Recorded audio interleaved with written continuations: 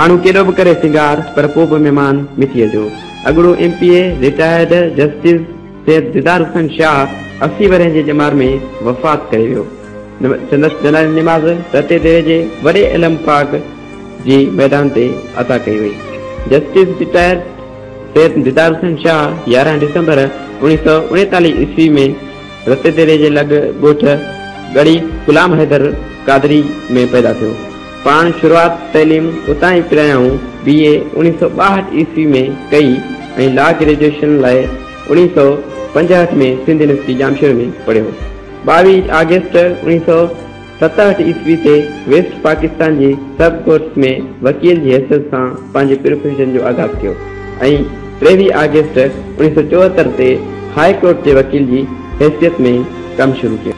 1979 ईस्वी खां 1983 ताईं डिस्ट्रिक्ट काउंसिल लाड़काने जो मेंबर रहियो। 1979 ईस्वी in council J work sub committee जो चेयरमैन पिण रहियो।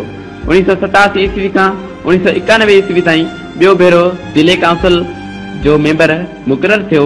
उन अरसे में सिंध एग्रीकल्चर यूनिवर्सिटी टंडे जाम जी सिंडिकेट जो मेंबर ऐं आगा खान यूनिवर्सिटी जे बोर्ड जो ट्रस्टी पिण रहियो।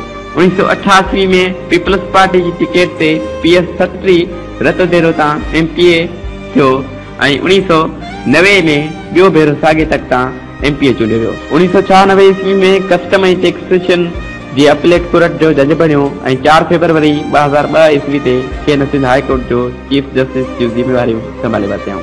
साॻे साल सुप्रीम कोर्ट में संदसि जज पिण बणियो। उतां 10 दिसंबर 2004 ईस्वी ते रिटायर्ड थी जनवरी 2005 खां प्रिंस्टन यूनिवर्सिटी जो पिरो चांसलर मुक़रर थियो। 8 अक्टूबर 2010 ते चेयरमैन नेब जी हैसियत ते संदसि जी मुक़ररी थी ऐं उन सां गॾोगॾु ॿिनि केतिरनि ई रिफ़ाई इदारनि जी निगरानी रज़ा कराना ख़िदमतूं सरअंजाम ॾींदा रहिया। सैयद दीदार हुसैन शाह खे 3 पुट ऐं 3 न्याणियुनि जी औलाद आहे ऐं पुटनि में Syed Mehboob Ali Shah director law department Sindh, Syed Zafar Ali Shah Sindh police ऐं सैयद असद अली शाह हेड सिंध बैंक आहे। मरहूम सैयद दीदार हुसैन शाह तवील अरसो बीमारी जे बिस्तरे ते रहण बाद 3 जनवरी 2019 ते कराची जे खानगी अस्पताल में दम धणी हवाले कयो। Live from our Dallas headquarters, this is Tech News, serving you the hottest news of the hour. Your news, our business.